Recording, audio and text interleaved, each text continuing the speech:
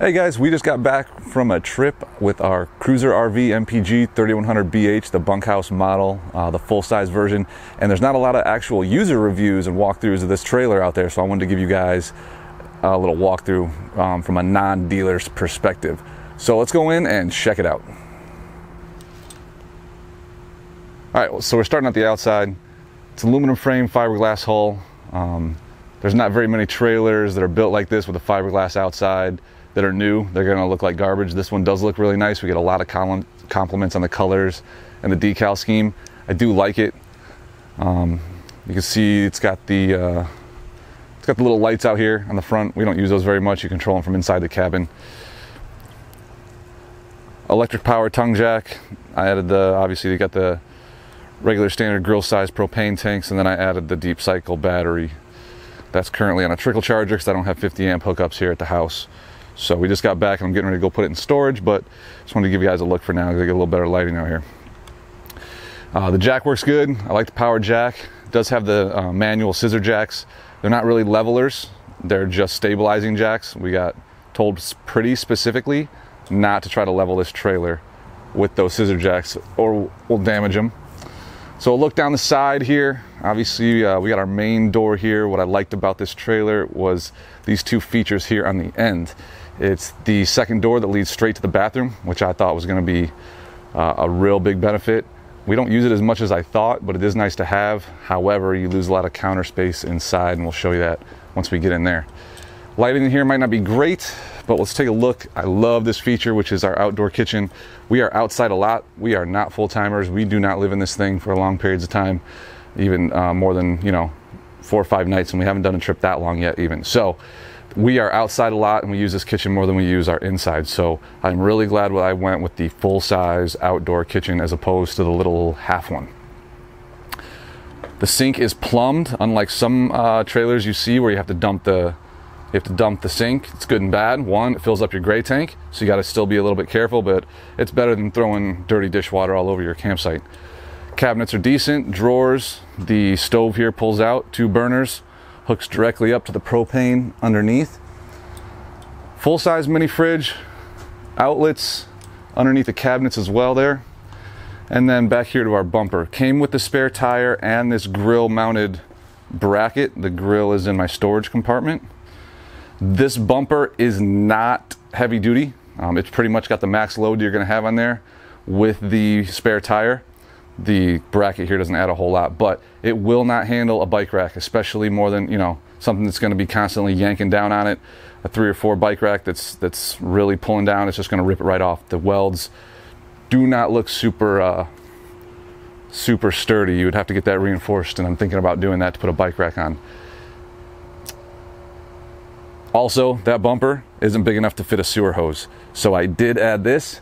Got it on Amazon. It was cheaper than building one out of PVC fencing pipe myself. That thing's been invaluable. It goes all the way across the other side where my hookups are, and my sewer hose stores in there. I'm actually thinking about getting a second one to store an extension hose that I have but haven't used yet. This bracket right here is for the grill. All right, let's go around and take a look at the other side. All right, starting on the other side here on the slide outside, got the diamond plating. It's plastic. Don't let that fool you. That is not hard diamond plate metal. This thing is pretty big. This is a large full-size trailer, especially for a bumper pull. You're not going to get much bigger than this. So we went big on purpose. We didn't want to have to upgrade 2 years down the road. So that's why we did it. Storage compartment underneath here goes all the way through. Obviously you can't see I got all my stuff in there now. There's a switch on the other side, activates the LED lighting, lights that thing up at night really well. Just don't forget to leave it on. If you're not hooked up to a power service, then you're gonna kill your battery like I did last time when I put it in storage. One thing that's nice about this is it's closed off. This does not lead into your under bed storage in the master bedroom like some of them do. Whereas if you put something dirty in there, or maybe like might have some ants or whatever else crawling around on your chairs that you put in there, now they're crawling under your bed, which I'm glad about that. So here we go, slide outs. They're working great. I haven't had any issues with the slide outs. Does have the windows on either end of the slide out. It's not just a not just a wall, so it gets more lighting inside. Here's our hookups, pretty standard hookups. Nothing to write home about. 50 amp power because I got 2 ACs, which is absolutely necessary down here in South Florida.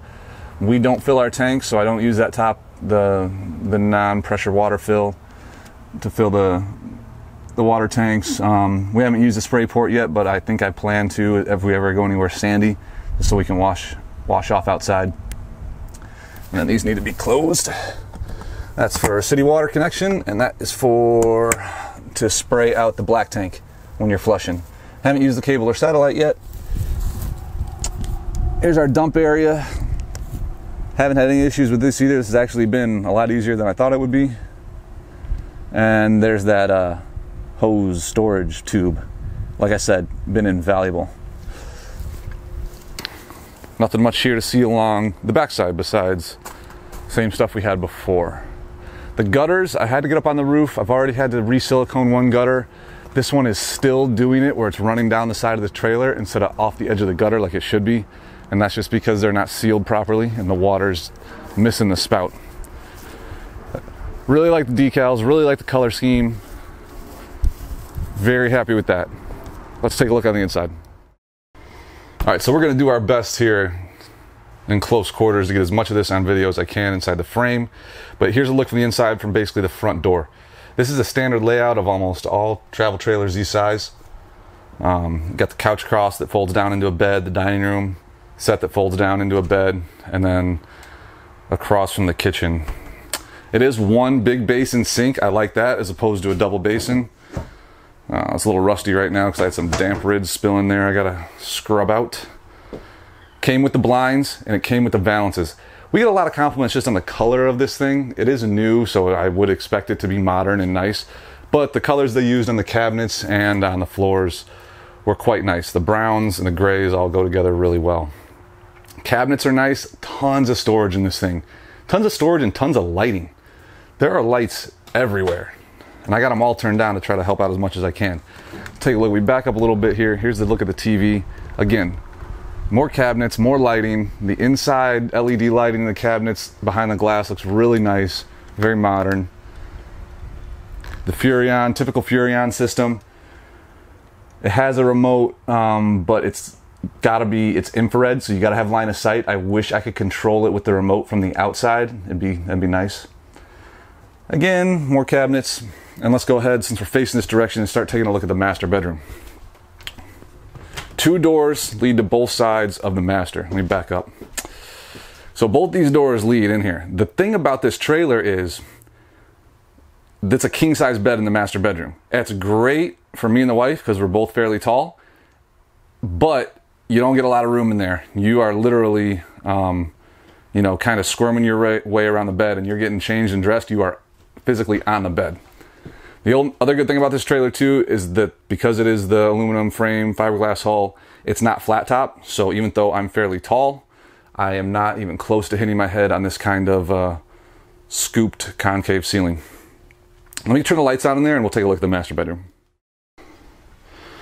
All right, so MPG doesn't have like a lot of options, and when you buy, you basically just get the model and that's what they make, which is fine. This is our first trailer, and if you watch my other video on suggestions for buying trailers for your first time, this made it easier. I didn't have a lot of options to pick from. Some master bedrooms don't have this cabinetry up above the bed like that. It's an additional feature. This is just kind of standard, which again is a good thing. I like it. Tons of room, tons of storage. The corners, the sides here have little rods in them to hang clothes. It's nice because you have outlets on either side of the bed on each little end table area. And then on this side, there's a pass-through. Now, I don't really see the point of it. I guess if you wanted to keep a trash bag attached there, or maybe a laundry chute, I think that's mostly what it's designed for. It's doable. Again, the blinds and the valances all come standard. Here on this side are hookups for a TV. We don't really have any plans to put one in here right now, and if you did, it would make this room feel even smaller. So it's something to consider if you're thinking about putting a TV in here. This lifts up. It's on gas struts, but it will not stay up on its own. You have to hold it. but this is a great spot for all your bedding, pillows, etc. All right, so as we move through this way, like I said, everything in here is pretty standard. Furrion, Dometic, it's all the same stuff that you see in a lot of these type of trailers in this class. Small microwave. The fridge works off propane or electric, which is great because I can run it off the propane and get it cold even when I got it parked at the house before we take off, even though I don't have a 50 amp service here yet. The stove and the oven have been working great. It's a 3-burner stove. Runs off your propane at the front. More storage under here, which is great. I had to do a little bit of rigging. You take off these cushions and there was screws in this plywood. So I took the screws out and I drilled that hole, because if you put something in here that's not super long, anything that gets put all the way in the back you can't get to. So now I take off that cushion, I can lift out that plywood and get to everything underneath there. And I did that on both sides. That was at a ton of storage for different stuff. We keep like our vacuum and broom and all that stuff in there too. All right, so again, it gets even tighter back here. This is your pantry area. The bottom is cut off a little bit, the bottom half of that cabinet there, because that's where the hookups are. So that's cased in, but all this is open. On our way into the bathroom, I just wanted to address the AC system. So obviously the AC is not running. I'm not hooked up to 50 amp service, but the panel that came on these 2 AC control units, both here and in the back bunkhouse, sucks. You push one button and all 3 of these will get touched at the same time, and it turns itself from Fahrenheit to Celsius to changing it from hot to cold to furnace to AC to high to low. I literally just take it off when I'm wanting to use it, and I just hit the buttons with my finger, and they're electrodes, and it works fine. Then once I got it set where I want, I kind of cover it up. But if I do push the panel on too hard, it messes it all up. So I'm going to contact, I think it's Dometic that makes that, and see if they have a new panel that might work a little bit better. Moving into the bathroom, I'm really not going to be able to get a good shot in here. There's the extra door to the outside. It's not open right now. There is your skylight and little computer fan vent. I need to put a little pillow there because that sucks in a lot of heat when this thing is parked and in storage. So I'm gonna put a little reflective thing there. Not a lot of counter space. Like I said, this door right here eats up all the counter space that would normally be right there. So you just have this small little area, cabinet and mirror. The toilet is plastic. It's not a ceramic commode because this is an ultralight version. And it's not one of the premium trailers that you can buy. So that is definitely a premium feature if you're getting a ceramic commode.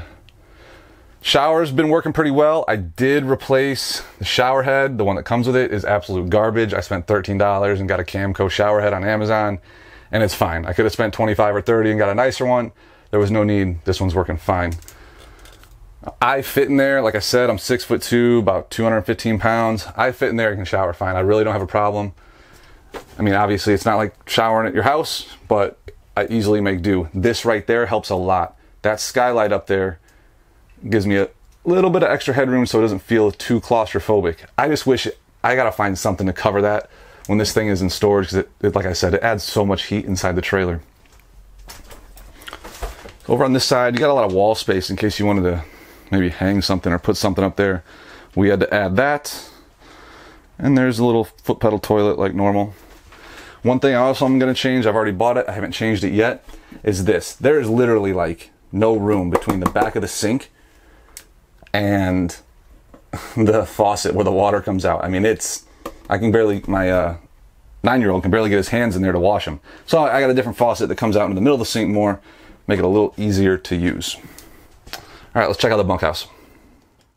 All right, going back to the bunkhouse, you can see the ducted AC. This is off the main AC. If you close these ducts and run it off the main panel in the middle here, it does get colder in here faster. However, these ducts really spread out the air very evenly inside the main cabin. The bunkhouse has its own AC. Same issues with the panel. Again, tons of lighting. When you go to shut this thing up and close up for the weekend, once you're done or for the week, you really got to go through and make sure you got all these lights off because there are a ton of them. The bunkhouse has a slide out, which is awesome. It's really big back here, almost unnecessarily big. But it is nice to have more space than less space because I don't feel like we're going to have to upgrade soon. Because we have the full-size outdoor kitchen, we lose the bunk down here at the bottom. So we just have storage, which is nice. There are hookups, just like in the master bedroom right there, for a TV. Even if you didn't hook it up to the cable, you can mount a TV right there, put a little video game system or something back here if you wanted to. All this is storage again. The stairs are a nice little touch. That's factory. That's not something I had to install myself. And you have all those little cubbies, which is great for the kids' clothes and different toys and games. Up here, it's where my son usually sleeps. This thing works pretty good. He just uses a sleeping bag. For a small child, weighing less than probably 100 pounds, they're not going to be too uncomfortable. Anybody bigger, and you're probably going to have to upgrade these little cushions because they are fairly thin. It's basically like a little sleeping mat. More windows, more lights, and then this side is the cool part. So my daughter likes to sleep down here because both of these fold all the way out and pretty much take up this entire space with cushioning, because that's 2 layers you're seeing right there. That's great because you can easily put 2 kids down there. One there and one there. If you got small kids, it's nice. They're not going to roll off the top bunk. And even if they did, they're going to land on a cushion. This folds down, obviously, when it's in use. It's got the same mat that the other side does. But you can definitely put a lot of kids back here. And then you can close the door and actually give them some privacy if they got to change clothes, or you just want to get them out of your hair if you're on a longer trip. All right, so that's pretty much a walkthrough of the CruiserRV MPG Ultralight 3100BH bunkhouse model. The model number is 3100. However, this thing is very long. It runs about 36 feet from tongue to rear bumper, but the dry weight's only 6,600 pounds. So I don't ever plan on running with full tanks. We just don't do that type of camping where we're gonna have to boondock it. So, and everywhere we go has at least a dump station, if not on-site sewer on every site. So I don't ever have a plan to pull it with full tanks. And I only have a half-ton pickup. It's definitely a beefed up version of a half-ton pickup. It's a 6.2 liter V8 and can tow about 12,000 pounds. The payload is where I'm limited though, obviously, so I got to worry about that. So I don't really plan on adding any extra weight to the trailer if I don't have to. Some of the things I like and I don't like. If you watched our video, if you're coming here from the video I did kind of reviewing how to buy your first trailer for the weekend warrior, we are the all-American family looking to go out on the weekends 3-4 nights at a time, 5 nights in a summer for a week and get away. This trailer is great. Check that video out if you're that type of person. We are not full-timers. Our kids are in school. We don't homeschool. We have jobs. We have to report to work every day. So we are not those people living in their trailer for 3-4 months at a time. We're not retired. We are literally doing 2-3 night trips, getting out there early, unpacking, and then getting out the next day and trying to get home and catching up all the stuff we have to do around here like the rest of America does. So watch that video for some tips on buying your first trailer, and if you're in the same spot we are. That being said, what we're using this trailer for is exactly that, and I've loved it so far. It is not a premium trailer. Everything in here is not really well made. I don't have, you know, granite countertops and ultra plush lazy boy furniture. I can see in the walls that they're held together by, you know, basically trim nails and staples. But that's fine. I did not expect pure luxury. We've been tent camping for 15 years, and to come into something like this where I can actually come inside, turn on the AC in South Florida in May, and get out of the 95-degree heat for even an hour and relax, and then go back out into it, it's a world of difference. So like I said, we've had this out about 5 or 6 times. I haven't found a whole lot I don't like, to be honest. There's little things that like I've talked about that I've added, but not a whole lot's had to be done. If you watch other video, I bought this trailer because of the big features, not because of the little ones. I wanted that door to the bathroom. I wanted that full-size outdoor kitchen. I wanted the rear bunkhouse, preferably with a slide out, and I got lucky to find one with the weight capacity that I was looking for that had the slide out. So there are little things that you could probably, when you're looking for trailers, change up a little bit. I know some of the 2019s and newer models are starting to change the layouts to make it a little bit more sense. Like that TV comes out and articulates, but the seating doesn't really make sense in here the way this is set up. I know some of them are starting to move from the door from over there next to the bedroom and on the left side of the kitchen over here to kind of the middle between the bathroom and the kitchen. That allows you to open things up a little bit more, use that wall space, and get actually the TV on this wall where the kitchen is, so you're facing the TV when you sit here on the couch or at the dining room where I'm sitting at now. But I wasn't looking for all that. I know. Other than that, we have had a great time in this trailer. I hope I kind of gave you a little bit of different things more than just the dealers are. If you walk inside of any 2018, 2019, whatever model year you're watching this video in, and you walk inside of the trailer, it's going to look nice. It's not like they make them crappy on purpose. When you first walk in, especially for your first time in a trailer and you're buying for the first time, it's like test driving a new car. It always looks nice. You never want to say no. But make sure the features are there that you want. Know what you're getting. And this class of RV, you are not getting top tier quality. You're not getting those kind of features. However, you are going to get a nice trailer that you can use on the weekends, go out with your family, get out in the woods, go to those RV parks and have a little bit of fun and get away from the house and the Wi-Fi and the TV and the YouTube and all that kind of stuff. So, but obviously you're on YouTube now. So thank you for watching this video. If I can answer questions, please post them below. There is going to be a link at the end that hits you back to the buying tips video that I'm going to upload about the same time as I do this one. Thanks a lot. Thanks for watching. Hope this was helpful. Goodbye.